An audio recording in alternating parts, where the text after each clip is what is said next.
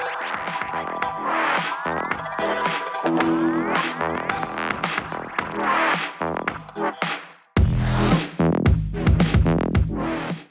well, I'd like to welcome everyone to our first live event with the Mansfield Area Chamber of Commerce Healthcare Coalition. And what a great day it is to be in Mansfield.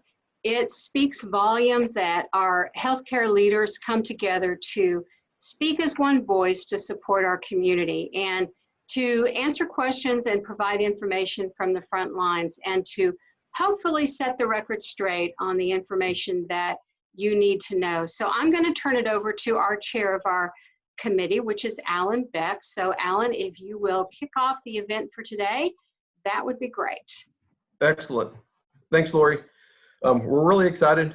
We were talking about the formation of this committee even a little bit pre-COVID, and obviously that kind of set it back, but I'm really happy to get this back on track. And I remember hearing from before, and I couldn't recall which elected leader it was, one of our local leaders, but Mansfield's growing significantly. And you know, as the city grows and the foundation, the church, schools, and hospitals and healthcare really kicks in, and you can see how that's continuing to grow significantly in our community. And I'm really excited about having this coalition, having us come together as a healthcare team for our community. And this is a great opportunity to kick off and have this panel discussion. So without further ado, we'll go ahead and get this started. Again, my name is Alan Beck. I'm the CEO of Baylor Scott & White Orthopedic and Spine Hospital. We have one of our doctor that will be introducing from this side would be Dr. Patel, which will be speaking on the primary care side of things. Dr. Patel actually went to St. George University for medical school, residency at Wichita Falls, family medicine, and received a sports medicine fellowship at Texas Tech University in El Paso at the Foster School of Medicine. And he'll be joining here momentarily to speak on that section. I'd like to next introduce from Methodist Mansfield, Juan. Good morning, I'm Juan Frescas. I'm the president of Methodist Mansfield Medical Center, and it's my pleasure to introduce Dr. Karen Rausch, who is one of our clinical pathologists. She did her medical school training at the University of Arkansas. Her pathology residency was at the University of Texas Southwestern, transfusion medicine fellowship at Emory University, and recently completed her MBA at the University of Massachusetts Amherst. She currently serves as our vice chair of pathology for the Methodist Health System, and has been in that role and been with the Methodist Health System since 2001. So it's my pleasure to introduce Dr. Rausch. Good morning, everyone. It's my pleasure to speak with you today, and I apologize for not having video, or maybe I don't. So you'll just have to wonder about what I may look like at this point in time. So I'm going to kick off things talking about some of the testing that's available, and that will lead to a natural progression to some of the other physicians that are going to be talking about diagnosis and treatment based on symptomatology and some of the treatment modalities available. I know there's been so much press about what kinds of tests there are: fast tests, slow tests, tests that we don't know what the answers to those tests mean. And so I'm going to try to go over all of that and kind of demystify what some of those mean. The gold standard test for the diagnosis of COVID-19 is a PCR test. PCR stands for polymerase chain reaction, and it's the kind of testing that we've been hearing about for quite a while now, that we use for diagnosis in cancer and also in some crime scene investigation that is actually more familiar to the public. But it's a very sensitive test. It's considered the gold standard test, and when we say gold standard in medicine, that means the best test that we have available. There are some limitations to this test because of where we are sampling. We're basically looking at a sample that comes from the nasal passages, which is one place that SARS-CoV-2, or the virus that causes COVID-19, can reside. It's not the only place, obviously, because there are many places in the body that it can reside. So sometimes when we sample the nasal passages and don't get a positive result with that gold standard test, it doesn't necessarily mean that a person is not infected with COVID-19, but it is the very best, the most sensitive test that we have. And it takes a few hours to run that test, typically around 3 to 4 for the standard PCR test. There are shorter tests called antigen tests, or there's another amplification test that is you amplify a signal that is not quite as sensitive as the gold standard test. It will detect approximately 85% of the tests of the patients that are infected with COVID-19. So these tests are very good when they're positive, but probably need a more robust test in the background when they're negative. But for a patient that comes in with symptoms that are suggestive of COVID-19, they're a very good test to start with. So that explains really the best ways to be diagnosed with COVID-19. And then there are antibody tests, which we've been hearing a lot about in the media. And those have kind of gotten some bad press, good press, otherwise press. And initially in the pandemic, it was thought that if one had antibodies, that may be your path back to normal life. That's since been scaled back a little bit because we're still learning everything there is to learn about COVID-19, in that it's kind of like when you meet a person and initially you don't know everything about them. They seem like a nice guy, but what are their favorite foods? What colors are there? Do they look best in? You really can't make all of these assessments until you gather all the relevant facts about this. And sometimes what you thought in the beginning may not be accurate, or may be a different piece of that personality puzzle.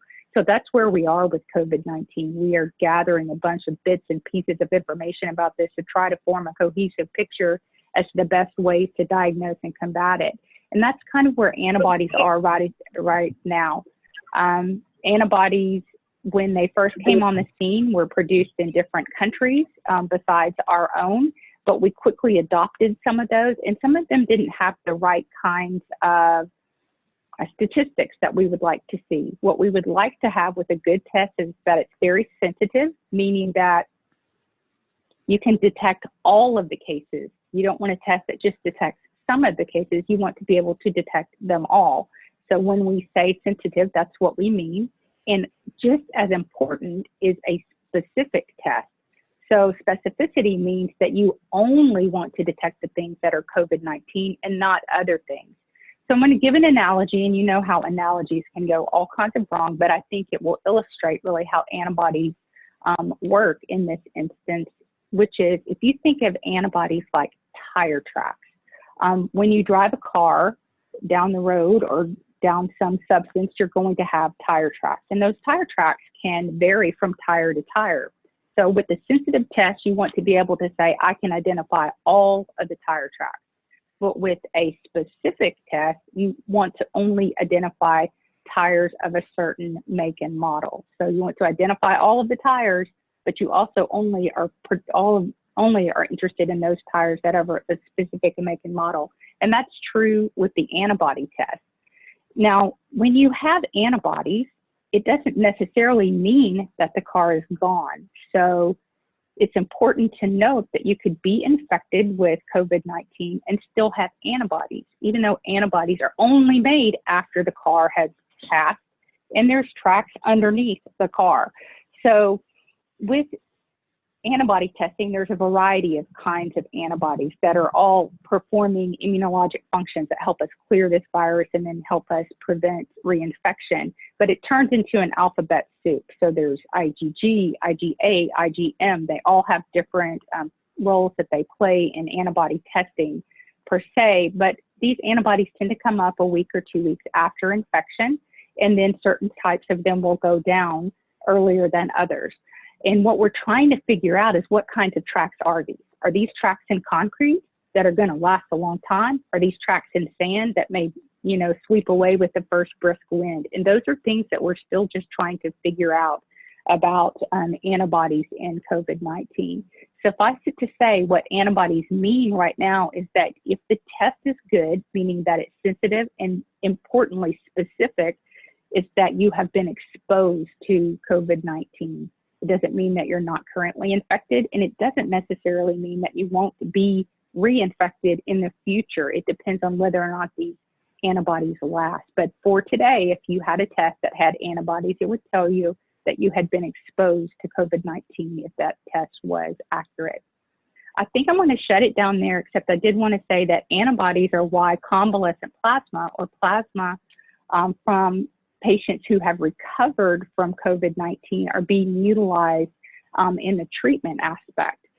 So we're trying to harvest those antibodies from people who have had significant recovery from COVID-19, but that is a very variable product in that some patients may make lots of antibodies, some patients may not make very many antibodies, and the quality of those antibodies may differ between patients. So it's not a standard sort of therapeutic regimen, but it is a therapy that's been widely utilized in the past for a number of different diseases, but it usually doesn't stick around once we have very specific therapies. There's been lots of press also about ABO types and how that may play into this. And in fact, it seems like type A, of course I am type A, may be more susceptible to the disease and some of the ways that it acts on the body. I would say from my point of view, the margins of those are kind of narrow. There's not anything that any of us can do about our blood type, but it may help scientists and clinicians figure out why this virus does what it does. And from that, it may lead to different therapeutic modalities. So I'm going to stop with my part right there and let the next speaker speak. And I'm happy to entertain questions at the end of this. Thank you. Excellent. Thank you very much, Dr. Rausch. That was very good, and I like the analogies. Thanks. Our next speaker is Dr. Patel. I see Dr. Patel on now. Dr. Patel, I gave you a quick intro before, but Dr. Patel is going to be talking a little bit about on the primary care side, the symptoms, initial treatment, the outpatient side, and then kind of going from there a little bit. Dr. Patel, all yours. Awesome. Sounds good. Yeah, I was on when I heard the intro. It was a pretty good intro. I mean, I haven't done much, so. But I wanted to welcome everybody. I know we got a great, start to the lecture with learning about the testing and the different modalities and what they all mean. So that was a good little insight.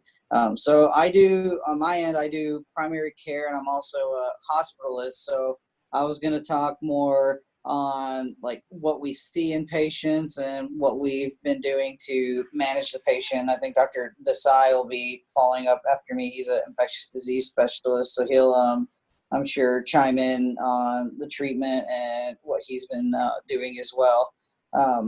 So mainly, so on my side, I do see clinic patients, and I've been seeing them in person now for a couple months. And, a lot of them have been coming in talking about COVID, asking about COVID, and all that because of how rampant it is right now. The main thing that we've been seeing in clinic, symptom-wise, which is also the main thing to look out for, is that there are a wide array of symptoms. I know a lot of them are respiratory, but there's also non-respiratory symptoms. And actually, it's been shown now with recent studies that the non-respiratory symptoms actually start before the respiratory symptoms. So the things to look out for in patients are, the stuff you hear about every day on TV. So the shortness of breath, the cough, the fever, chills.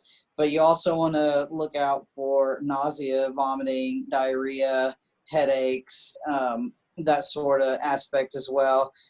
Muscle pain. There's also loss of taste or smell. That's a big one that people have been talking about. And that's actually, I haven't done any studies on it, but with the patient population that I've had, that's been actually the biggest complaint that I've gotten, and the biggest symptom I've seen is the loss of taste and smell.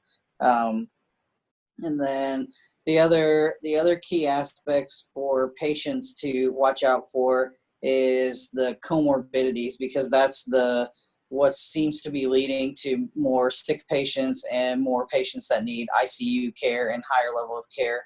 And those are things such as diabetes, if they've had previous respiratory comorbidities, COPD, emphysema, any sort of cancers. Also age, so the population that's 65 or older, we want to take a little better care of them as well and make sure that they're following all the guidelines. We also pay attention to asthma patients, heart patients. That's what we've been seeing a lot of.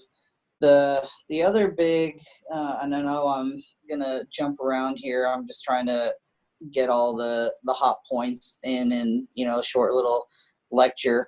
But the main thing after the symptoms that we've been seeing, the biggest question is people ask is, do I need to get tested? When do I need to get tested? How do I need to get tested? I know we talked about the how a little bit already, and I'll leave those questions up to our previous speaker because she did a good job on, and she's an expert on the different PCRs and antibodies, antigens, that sort of thing. The testing we've been doing here is the PCR nasopharyngeal. That's what we've been using in our clinic. The big question is, so who needs to get tested? What we've been doing and what CDC recommends is if you've had the fever, chills, if you've shown any of the symptoms, that it does warrant a test. Now, a lot of the times, depending on where you are and availability, the results take anywhere from 1 day all the way up to, I've seen 12 days for one of my tests to come back. And then the other big question is, do they need to get tested if they've had exposure? So CDC recommendation on exposure is that if they've been exposed, they probably do not need to get tested. But if their job or a third party or their employer requires it, then we can do it.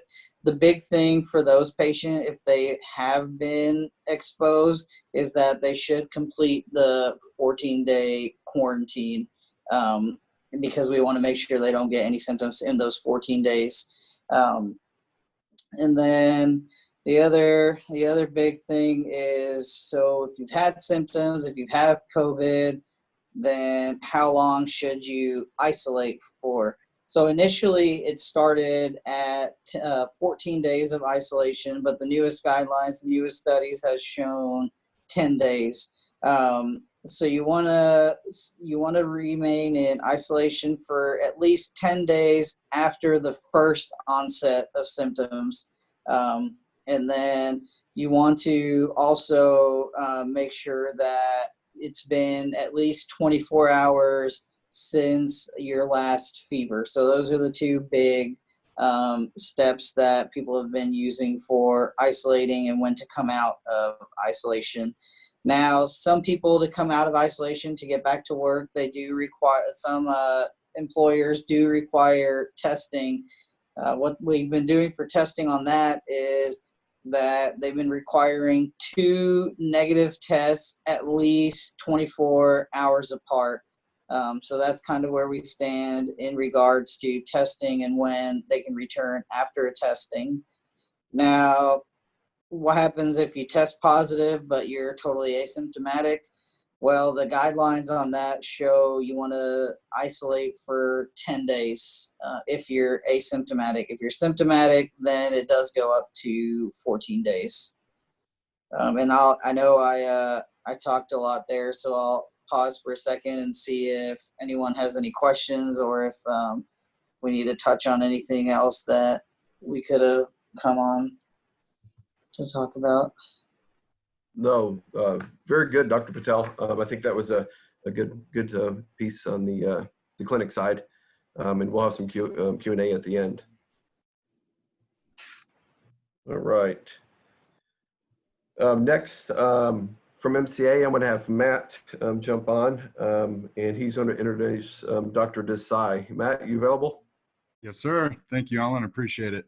Matt Staley, Business Development with Medical City Arlington. I'm happy to introduce Dr. Desai, who has been in the Dallas-Fort Worth area for about 10 years. Graduated from Emory University with honors. Received his medical degree at the Medical College of Georgia, and then did his residency training here in Texas at Baylor College of Medicine in Houston.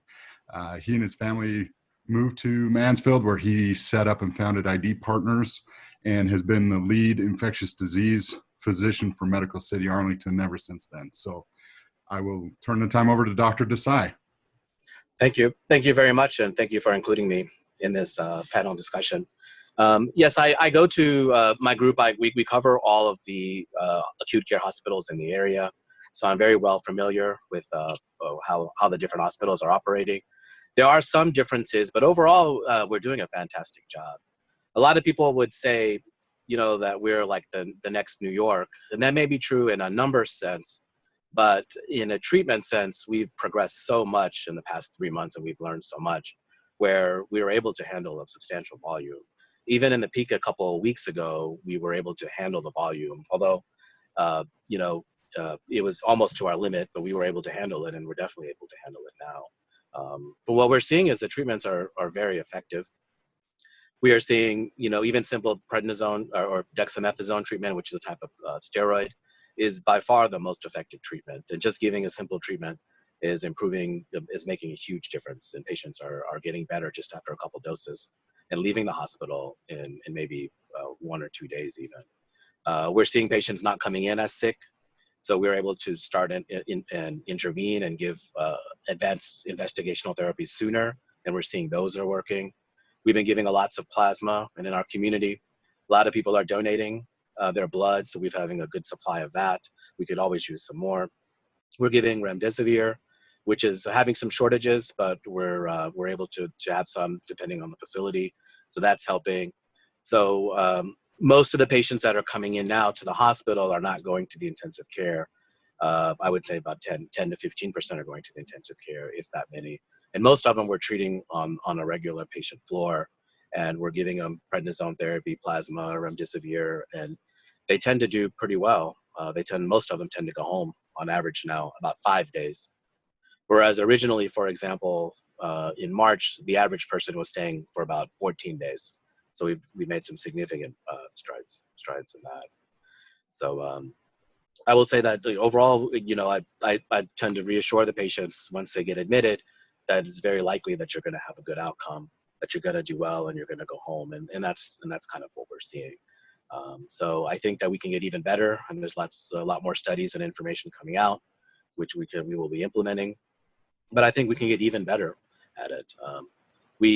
Hospitals are, from an infection control standpoint, I also do that as well. We are able to control the infections in healthcare providers and in all of the facilities. We've had healthcare staff become infected, but we've been able to isolate them and prevent secondary cases. So I think that's also a good point too, to see that wearing masks, isolating people, being aggressive temperature checks, testing, we haven't had full-scale outbreaks in most of the facilities. So I think that's also a plus for other businesses too, trying to move forward, that it's possible that you could conduct business and try to keep the virus under control. That's all that I was planning on talking about. I'd be happy to answer any further questions. Very good. Thank you, Dr. Desai. Thanks, Matt. We'll have some Q&A at the end if you're able to stay on. So next, we have Kenneth Rose from THR, and there you are. And we have a pharmacy connection there with James Hall. So I know we hit a little bit on some of the medications, but we thought it'd be good to have a pharmacist to talk a little bit about the different medication therapies and going from there. Kenneth, it's all yours. Great, thank you, Alan. Thank you everybody for joining us, and thanks to my colleagues on this panel. I will be short and sweet with an intro. James Hall, as a director of pharmacy, has been a pharmacist for 42 years, which I think speaks a lot to his experience and the things that he's seen and worked with. For 29 years, he's been actually a director of pharmacy in hospitals. Has also done some recruiting. A graduate of Northeast Louisiana University at Monroe. James is also pursuing his MBA, and he's been in clinical practice, like I said, for 42 years. So with that, I'll get out of the way and let the clinical expert speak. So hand it over to you, James. Wow. Can you hear me okay? Yep, very good. Good. Okay. So I don't have any prepared remarks. I was just happy to be invited to be a part of this presentation today. I can talk a little bit about some of the challenges that we see on the pharmacy side in treating COVID-19. Most of our challenges are around keeping a good drug supply. Remdesivir, we've been very fortunate to get both donated product and product I've been able to buy. The state has done a good job of allocating the drug to the hospitals that need it most based on ICU beds. And so we haven't had a shortage since we began using the product. Also dexamethasone, I've been able to keep a good and ready supply of that, as well as Actemra. We probably all know about its use and a little bit of controversy around its usefulness in COVID-19. So we really haven't had any major drug shortages. One of the challenges that we face as pharmacists is we are using quite a bit of dexamethasone, which creates problems with managing sugars for the diabetic patients and the non-diabetic patients as well. So fortunately, none of the patients' blood sugars here. So we can help with managing the steroid as well as the blood sugars. Fortunately, our corporate office in Orlando has developed a treatment algorithm for us here at this institution. So all the options for treatment are on the algorithm. Dosing guidelines are there as well. So that's one of the fortunate things about work in an organization as big as Advent Health. We also being used in patients, including convalescent plasma. We've used plasma on about 75 patients, and some patients have gotten second doses, so that's worked out very well. It's also on the treatment algorithm. So those are the biggest issues I wanted to bring forth, unless there's any questions. We have a great relationship with the physicians here. We compare notes. We all look at the literature and see what the latest things are, and we share that information with each other. Excuse me. Chloroquine, I've got more than I'll ever need because that drug has become pretty controversial, as we all know. So there you have it. Thanks, James. Actually, that was interesting you put that at the end. I was going to cautious about bringing up the hydroxychloroquine on that side. I know it's been, I think even yesterday they were talking one of the states, Ohio or somewhere, actually was restricting the use of it. Is there any restrictions in Texas yet that you've heard of?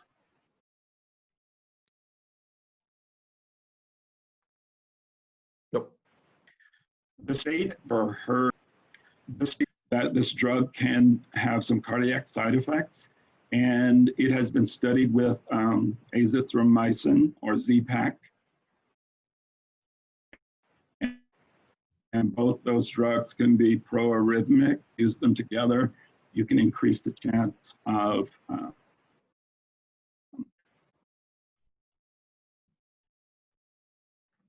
very good. Of cardiac side effects. So that's one of the concerns. We still use it for RA as well. Very good.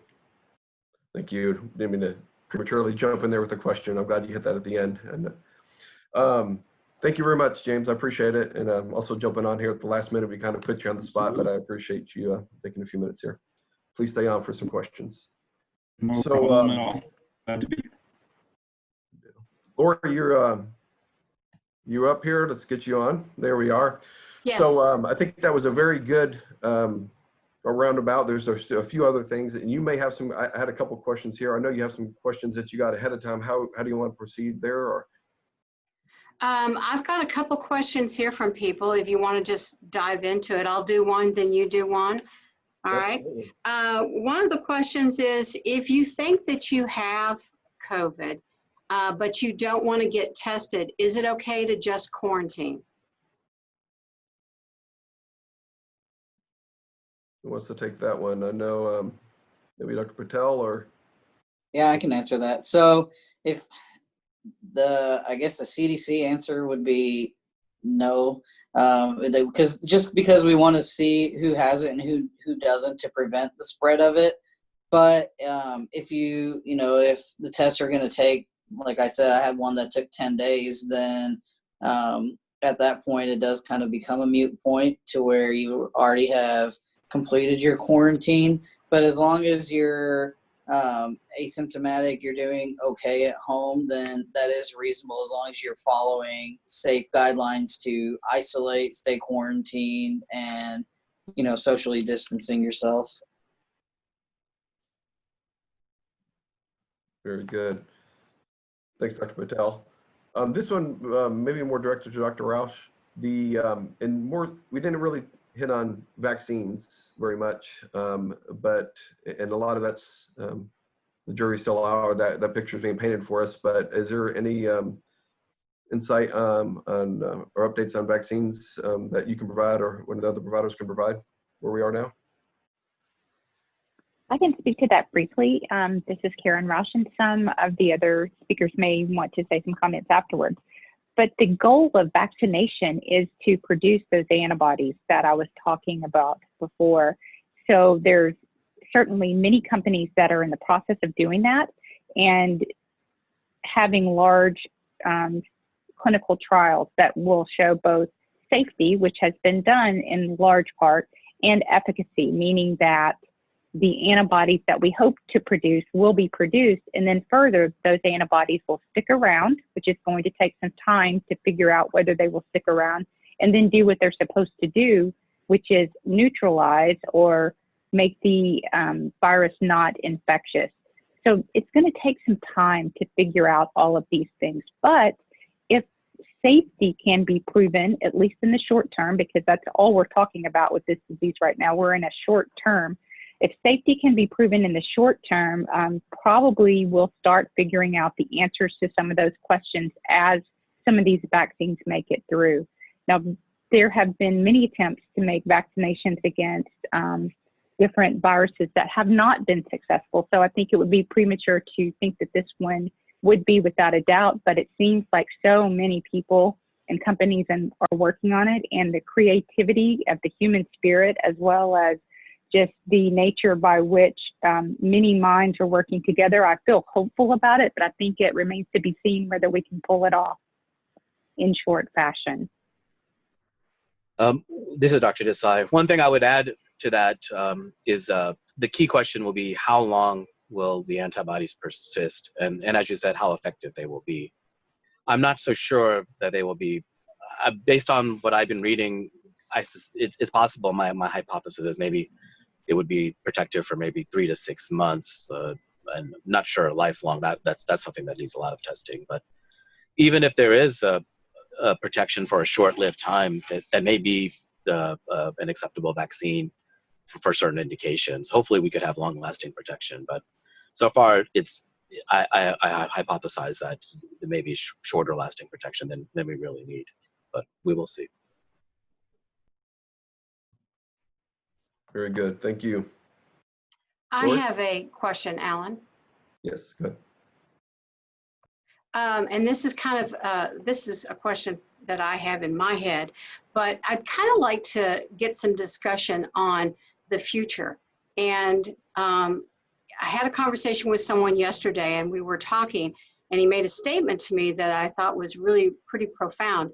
And he said that this is kind of what we're in now. We are in such a world economy that this is a result of that, and this is something that will be with us forever. And it may be this, it may be something else, but I'd like to hear maybe the thoughts and opinions about, you know, what is the future? What does that look like?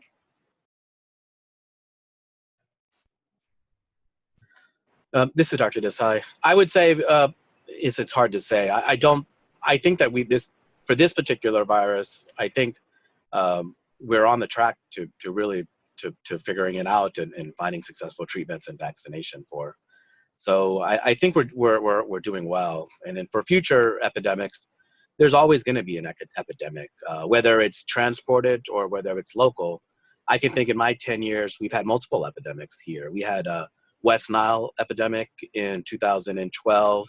So there can be local epidemics from local factors, or they can be things from import or upward. So we'll always have some. There were a couple of bad flu seasons. There was a swine flu in 2009. So so I think we'll be better prepared in the long run.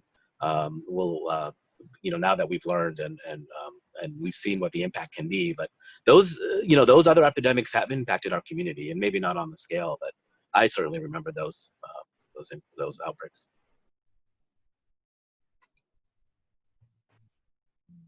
Very good. Any other discussion or insight from our panelists?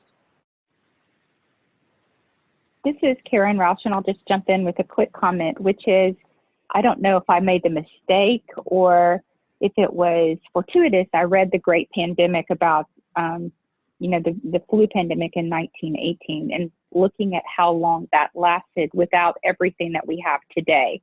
So that lasted for about 4 years, which is probably not what most people want to hear, but that is without any of the science and technology that we have today. So I think at the longest, we have about that period of time, unless this virus mutates. But I think the timing will be much shorter than that because of the strides that we have made in conquering it. So I think the longest time period would be about that time, but I think we're significantly ahead of that curve. So I do think we're going to have enough time to have all kinds of fashion face masks. So there's that to look forward to.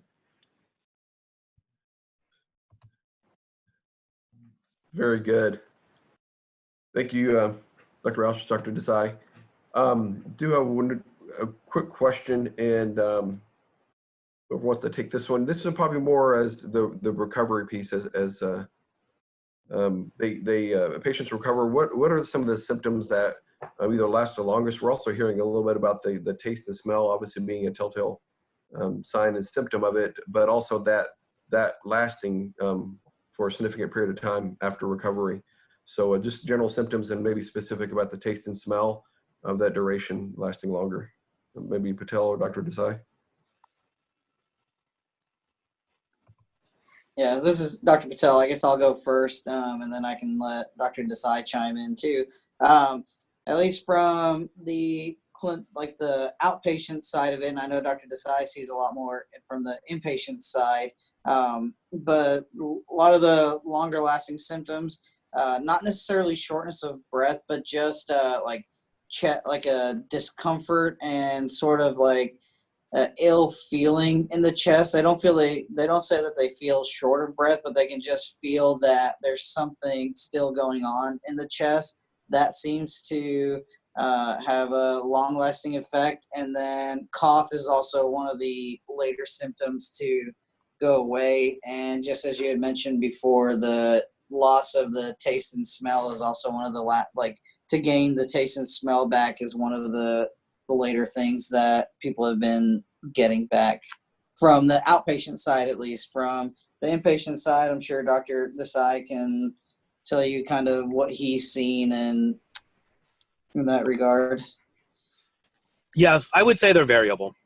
As with COVID, we're seeing that a lot of it is luck, or there may be some local host factors, but there's a huge spectrum, and that includes resolving the infection and the resolution of disease, where patients can have fatigue, they can lethargy. This can persist for a couple months, 2 to 3 months at a time.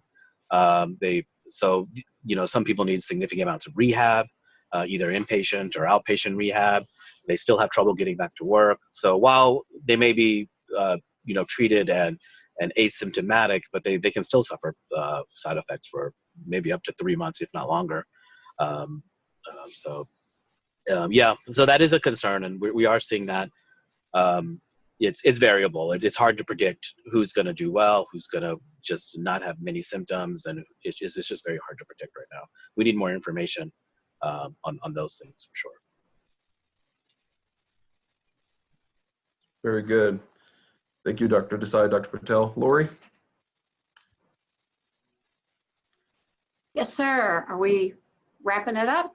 Well, I guess do you have a couple? I know you had some questions that were sent in. I don't know if there's any other questions you had. Well, I did have a question, and I know that, you know, we're all wearing the mask now. Are there any special protocols when it comes to the mask as far as, you know, touching it, cleaning it? What do you do with it? Do you need to put it in a baggie after you take it off? I mean, what are some of the ways that you take care of a mask?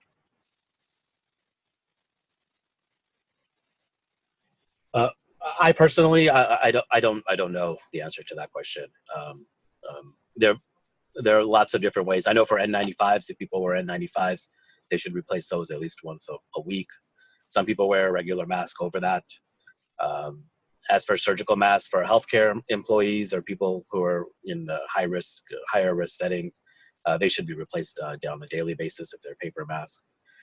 Cloth mask, I'm not, you know, I would discourage using those in a hospital setting because they need to be washed on a regular basis. But for the average person, I think they should be okay. I think it depends on your level of risk. If you're high risk, that I think would require different precautions. Whereas if you're an average person in the community, I think you could probably get away with wearing the same mask. It is recommended if the mask is soiled to replace it, but I don't think there's any specific recommendations after that. Thank you very much. Appreciate the information. We're right at our time, Alan. So I'm going to go ahead and say thank you to our coalition and also to the panel of doctors today for taking the time that you shared with us. That we are very grateful for that, and we're grateful for you. So I'll say to everybody, be smart and stay safe. Alan, if you want to say anything. Nope, I think that's a good wrap up. Thank you very much for all the panelists and all the facilities coming together. I'm really excited. This is the first kickoff, and this happened in a week. And really using the resources of all of us to benefit our community. And excited about this and what's to come. Excellent. Thank you. I hope everybody has a great day. Thank you. Thanks.